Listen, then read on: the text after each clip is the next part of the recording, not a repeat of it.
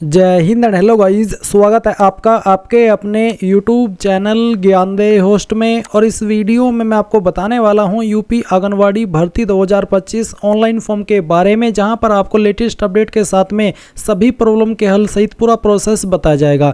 Guys मैं आपको बता दूं कि रिसेंटली यूपी आंगनवाड़ी के इन डिस्ट्रिक्ट में फॉर्म आए हुए हैं, जो कि अभी आप देख सकते हैं। और आप इनकी जो स्टार्टिंग डेट है फॉर्म फिल करने की वो भी देख सकते हैं, और फॉर्म भरने की जो लास्ट डेट है वो भी आप यहाँ पर देख सकते हैं। तो अगर आप डिस्ट्रिक्ट इस लिस्ट के अंदर है तो इसका मतलब है कि आप ये फॉर्म अप्लाई कर पाएंगे, बट इसमें फीमेल कैंडिडेट ही अप्लाई कर सकते हैं। एंड गाइस अप्लाई करने के लिए कोई फीस भी नहीं है। एज लिमिट आपकी 18 से 35 साल के बीच रखी गई है।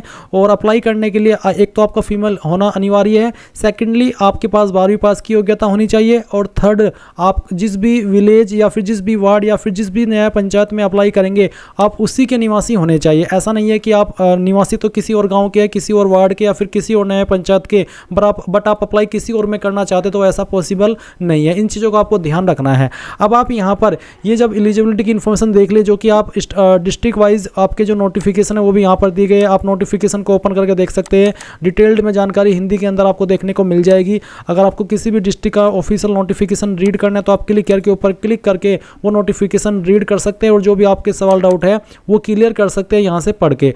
अब अगर आप इसमें एलिजिबल है और आप ये फॉर्म भरना चाहते हैं तो आप कैसे भरेंगे वो जान ले। आप इंपॉर्टेंट लिंक के सेक्शन में आएंगे और अप्लाई ऑनलाइन रजिस्ट्रेशन लिंक इसके ऊपर क्लिक करेंगे। इसके बाद आपके सामने यहाँ पर ये वाला इंटरफेस आएगा, जैसे कि आप वीडियो में देख सकते हैं। अगर आपने यूपी आंगनवाड़ी का फॉर्म पहले भी भरा है तो आप इसमें पहले से रजिस्टर्ड है तो आपको ऑलरेडी रजिस्टर्ड क्लिक है टू लॉगिन, इसके ऊपर क्लिक करना होगा। आपके सामने लॉगिन का पेज आएगा जहाँ पर आप आपका रजिस्टर्ड नंबर डालेंगे, आपने उस वक्त जो पासवर्ड बनाया था वो डालेंगे, कैप्चा कोड डाल करके लॉगिन कर लेंगे।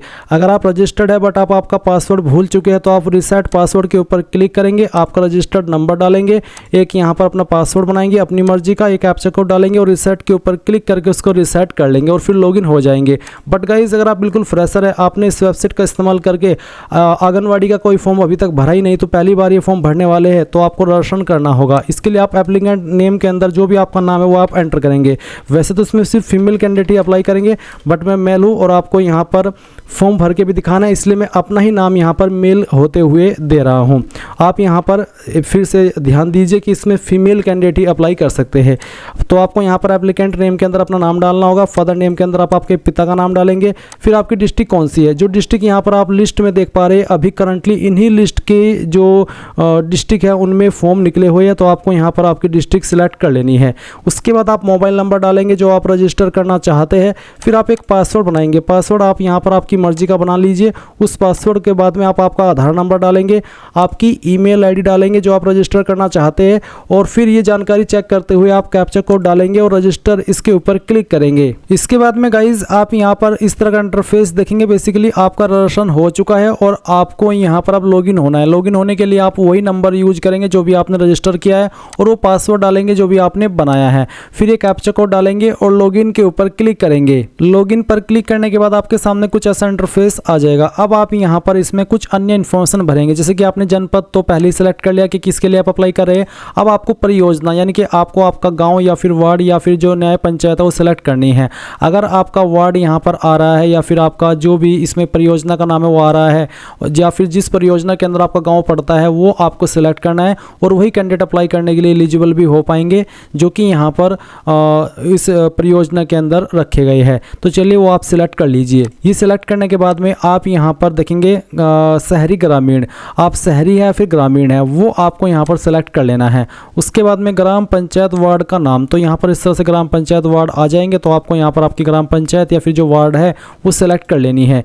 ये सिलेक्ट करने के बाद में न्याय पंचायत का नाम आप यहाँ पर खुद से टाइप कर देंगे, यानी कि बेसिकली आपका जो ग्राम पंचायत है या न्याय पंचायत है वो कौन सी है वो आप यहाँ पर लिख दीजिएगा। फिर रिक्त आंगनवाड़ी केंद्र का नाम, तो यहाँ पर ये जो रिक्त आंगनवाड़ी है इसका मतलब है कि इसके अंदर वैकेंसी है और आपके सामने ऑप्शन आ रहा है, आप इसमें अप्लाई कर सकते हैं।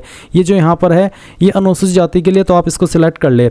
अब आपको आवेदिका का नाम हिंदी में लिखना है। जो भी कैंडिडेट ये फॉर्म भर रहा है उसका नाम आपको यहाँ पर हिंदी के अंदर लिखना होगा। जो भी नाम है वो आप यहाँ पर लिख दीजिए। अब क्योंकि इंग्लिश आ रहा है तो आप कहीं और पर हिंदी में टाइप करके, या फिर अगर आपके कीबोर्ड के अंदर हिंदी है तो आप यहाँ पर हिंदी में टाइप कर दे। इसके बाद में आप यहाँ पर देखेंगे आवेदिका का अंग्रेजी में नाम। अभी आपने हिंदी के अंदर अपना नाम भरा है जो फॉर्म भर रहा है, अब आपको यहाँ पर इंग्लिश के अंदर नाम देना है। उसके बाद में पिता का नाम यहाँ पर डालेंगे, इंग्लिश के अंदर भी डाल सकते हैं और हिंदी के अंदर अंदर भी। अगर आप इंग्लिश में लिखेंगे तो कोई इशू वाली बात नहीं है। फिर आपको यहाँ पर आपकी जो माताजी है उनका नाम एंटर करना है। उसके बाद में वैवाहिक स्थिति के अंदर आपको बताना है कि आप विवाहित है या फिर अविवाहित, जो भी है वो आप सिलेक्ट कर ले। अब आप यहाँ पर देखेंगे एड्रेस का सेक्शन, तो आपको यहाँ पर स्थायी पता यानी कि जो आपका परमानेंट एड्रेस है वो पूरा पता आप यहाँ पर इस बॉक्स के अंदर डाल देना, और फिर जो आपका पिन कोड बच जाता है वो पिन कोड आप यहाँ पर डाल देना। ये मैं डेमो के लिए आपको पिन कोड फिल करके दिखा रहा हूँ, आप आपका रियल पिन कोड यहाँ पर डालेंगे।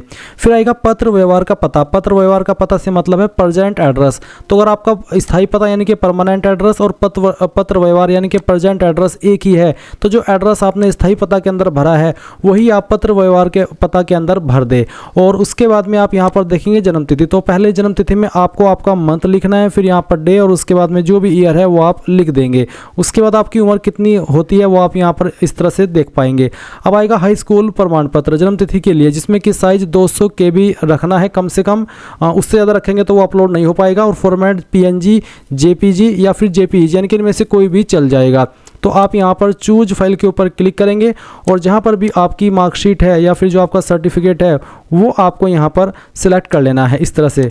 और इसमें आप जैसे सिलेक्ट करेंगे तो आपको यहाँ पर नीचे अगला के ऊपर क्लिक करना है, बट उसके पहले नीचे देख लीजिए आय हेतु केवल हाई स्कूल का अथवा समक्ष प्रमाण पत्र ही मान्य है। अगर आपके पास हाई स्कूल सर्टिफिकेट अभी अवेलेबल नहीं है तो आप जन्म प्रमाण पत्र भी दे सकते हैं। यदि कोई महिला विवाहित है तो आवेदन ससुराल के निवास प्रमाण पत्र के आधार पर ही करे, यानी कि अगर आप विवाहित है, आपकी शादी हो चुकी है, तो आपका जो आवेदन करना है वो आपको ससुराल के निवास प्रमाण पत्र के आधार पर ही करना है। तो ये चीज़ आपको समझ में आ गई। अब आप यहाँ पर अगला के ऊपर क्लिक कर दे। अब आप यहाँ पर देखेंगे व्यक्तिगत विवरण 2, इसमें आपको कुछ और इन्फॉर्मेशन देनी है, जैसे कि श्रेणी यानी कि आपकी कास्ट कैटेगरी कौन सी है, सामान्य यानी कि अनरिजर्व्ड यानी कि जनरल, अन्य पिछड़ा वर्ग यानी कि OBC, अनुसूचित जाति यानी कि SC, अनुसूचित जनजाति यानी कि ST और AWS। तो जो भी है आपकी कैटेगरी वो आप सिलेक्ट कर लेंगे, जिसमें से इस तरह से मैं आपको सभी का सिलेक्ट करके दिखा रहा हूँ।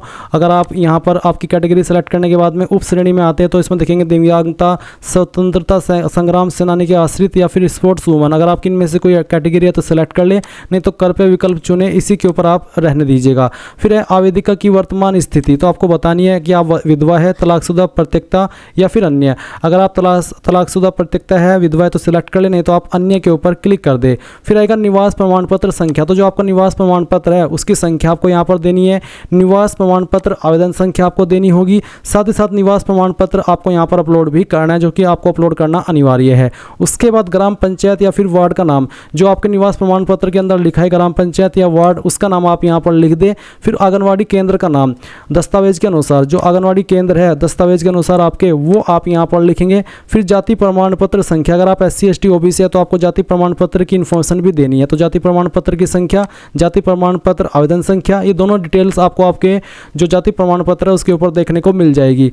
उसके बाद आप यहाँ पर जाति प्रमाण पत्र को अपलोड भी करेंगे और उसके बाद में जाति दस्तावेज के अनुसार आपकी क्या है वो आप यहाँ पर लिख देंगे। आय प्रमाण पत्र की इन्फॉर्मेशन भी सेम वे में भरनी है, जिसमें कि आप आय प्रमाण पत्र संख्या लिखेंगे, आय प्रमाण पत्र आवेदन संख्या लिखेंगे, साथ ही साथ उसको अपलोड भी करेंगे।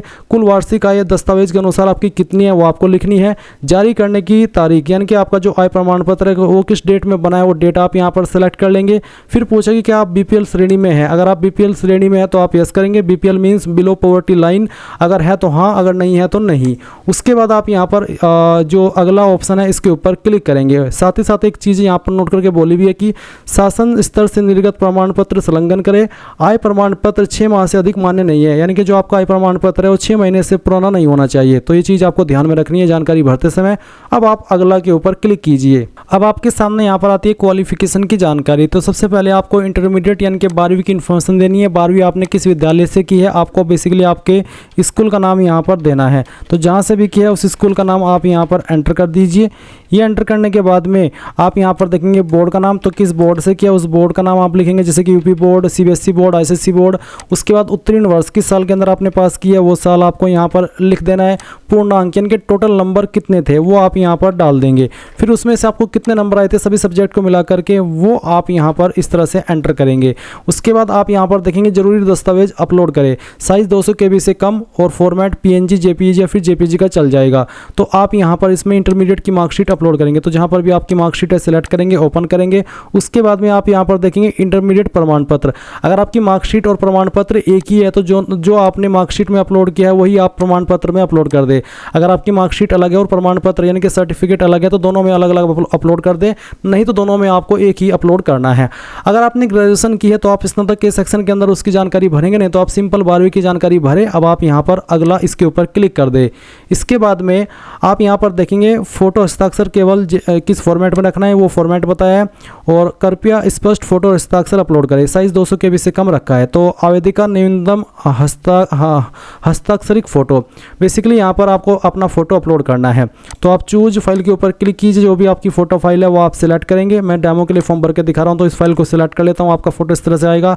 अब आप आपका सिग्नेचर अपलोड करेंगे। तो जहाँ पर भी आपकी सिग्नेचर की फाइल है वो आपको यहाँ पर सिलेक्ट कर लेनी है। सिग्नेचर सेलेक्ट करने के बाद में इसको ओपन कर देना। फिर आप यहाँ पर अगला इसके ऊपर क्लिक करेंगे। अब आपके सामने डिक्लेरेशन आएगा, आप इसके ऊपर टिक करना और अगला इसके ऊपर क्लिक कर देना। अब आप गाइज यहाँ पर देखेंगे कुछ इस तरह का इंटरफेस आपके सामने आ चुका है। तो आप यहाँ पर देखेंगे कि आपका फॉर्म सबमिट हो चुका है। अभी आप यहाँ पर इसमें प्रिंट के ऊपर क्लिक कीजिए। अगर आपके पास प्रिंटर नहीं है तो इसको इस तरह से सेव कर ले और बाद में प्रिंट करा लीजिएगा। इस तरह से गाइज आप लोग यूपी आंगनवाड़ी हेल्पर भर्ती 2025 का फॉर्म भर पाएंगे। आई होप ये प्रोसेस आपको पसंद आया होगा। कोई सवाल डाउट रह गया हो तो कमेंट के माध्यम से पूछ लेना। Thanks for watching. जय हिंद।